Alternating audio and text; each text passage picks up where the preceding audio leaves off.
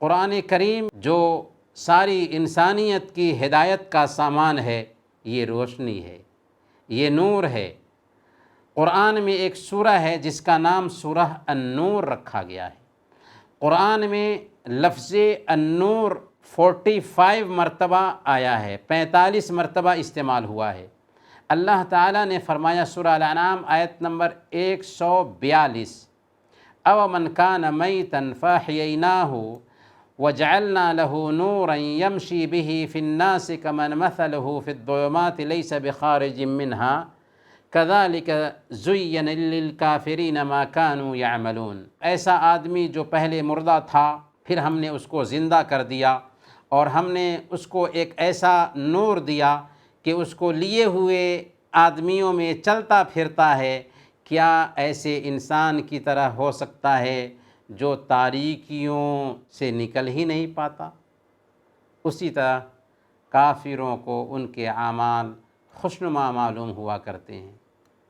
اس آیت کریمہ کی تفسیر میں حضرت ابن عباس رضی اللہ تعالیٰ عنہ بیان فرماتے ہیں کہ نور سے مراد قرآن کریم ہے۔ گویا کہ اللہ تعالیٰ اس آیت کریمہ میں کیا فرماتا ہے؟ اللہ تعالیٰ اس آیت کریمہ میں بیان فرماتا ہے کہ کیا تم اسے نہیں دیکھتے جو مردہ تھا، ہم نے اس کو زندگی عطا فرمائی۔ ایک انسان جو دنیا میں چل پھر رہا ہے، کھا پی رہا ہے، دنیا کا سارا کام کر رہا ہے، لیکن قرآن نے کہا کہ وہ مردہ تھا۔ کیوں مردہ تھا؟ اس لیے کہ وہ ایمان سے محروم تھا، اس لیے کہ وہ اسلام سے محروم تھا، اس لیے کہ وہ توحید سے محروم تھا، اس لیے کہ وہ قرآن کی نعمت سے محروم تھا، نبی پاک صلی اللہ علیہ وسلم کی اطاعت سے محروم تھا۔ لیکن جب اس نے اسلام قبول کر لیا، توحید کو اپنا لیا، توحید کے مطابق زندگی گزارنے لگ گیا، اللہ اور اس کے رسول کے قانون کو فالو کرنے لگ گیا، تو اب اس کو زندگی مل گئی۔ اب جو زندگی اس کو مل گئی ہے، اس کو نور حاصل ہو گیا ہے، تو کیا یہ نور لے کر کے جو چل رہا ہے اور جو اندھیرے میں چل رہا ہے، کیا نور میں چلنے والا اور اندھیرے میں چلنے والا برابر ہو سکتا ہے؟ کیا ایمان اور کفر برابر ہو سکتا ہے؟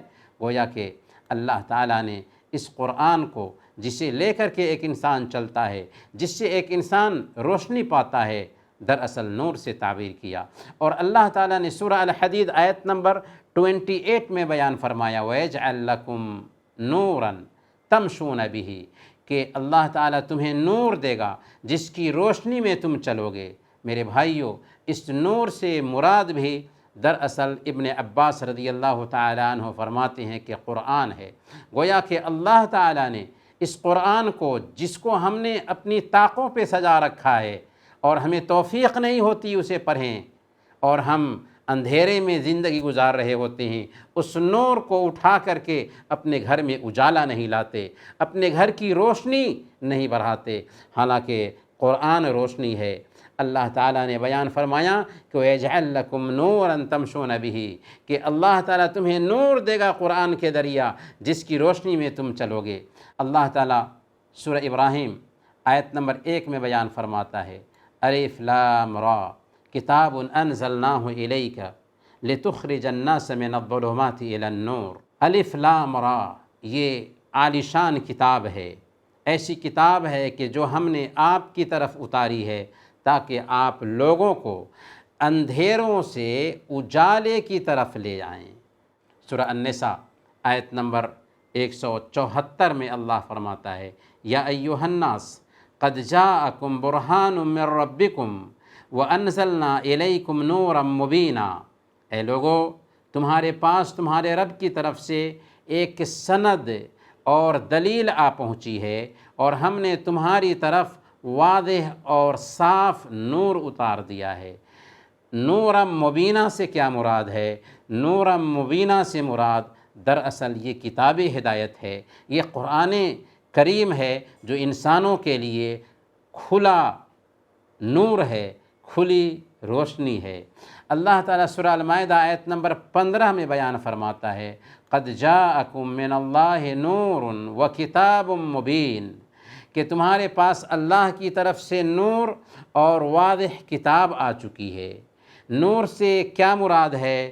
نور سے اور واضح کتاب سے مراد دراصل قرآن کریم ہے، جس میں کوئی غموض نہیں ہے، جس میں کوئی الجھاؤ نہیں ہے۔ اس کو سمجھنے کے لیے کسی فلسفہ کی ضرورت نہیں ہوتی۔ نبی امی نے سمجھا تھا، بکریوں کے چرواہوں نے سمجھا تھا۔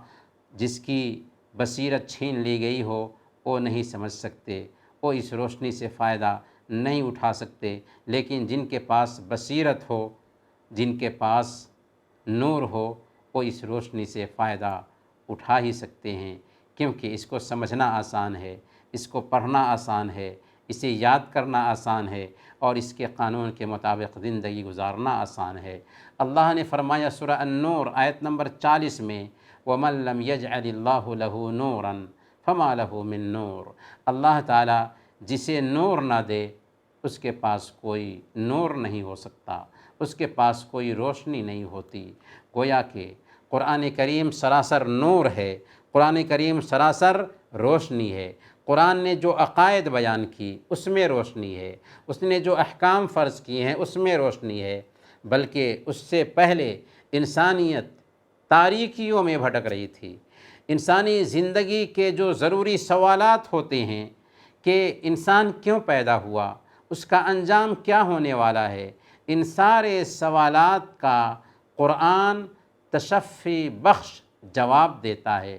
قرآن اپنی فصاحت و بلاغت اور اپنے اعجاز میں نور اور روشنی ہے کہ زمانے نزول سے لے کر اب تک قرآن تمام انسانوں اور تمام جنات کے لیے چیلنج بنا ہوا ہے۔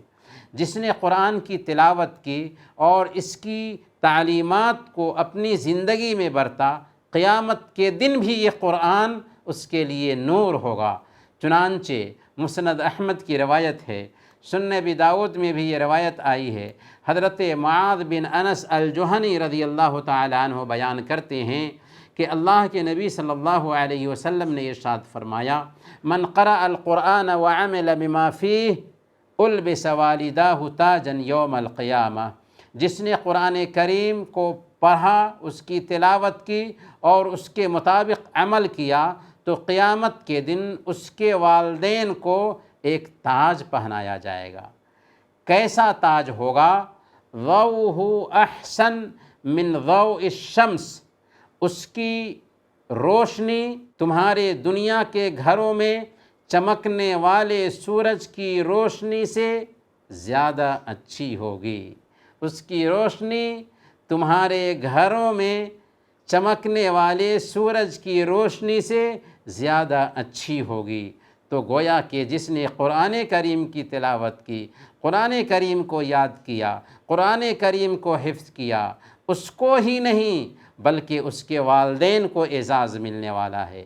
ایسا اعزاز کہ اس کے والدین کو ایسا تاج پہنایا جائے گا جس کی روشنی سورج کی روشنی سے بھی زیادہ چمکدار ہوگی۔ ایک دن اللہ کے نبی صلی اللہ علیہ وسلم نے لوگوں سے خطاب کرتے ہوئے کہا تھا، وَأَنَا تَارِكٌ فِيكُمْ ثَقَلَيْنِ أَوَّلُهُمَا كِتَابُ اللَّهِ فِيهِ الْهُدَى وَالنُّورُ۔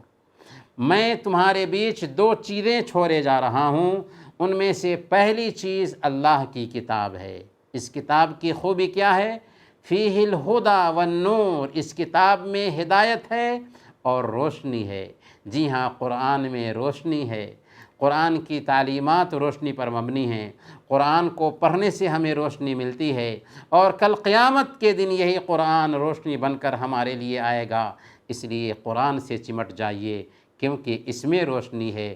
قرآن سے دور ہوں گے تو تاریکیوں میں ٹامک ٹوئیے ماریں گے۔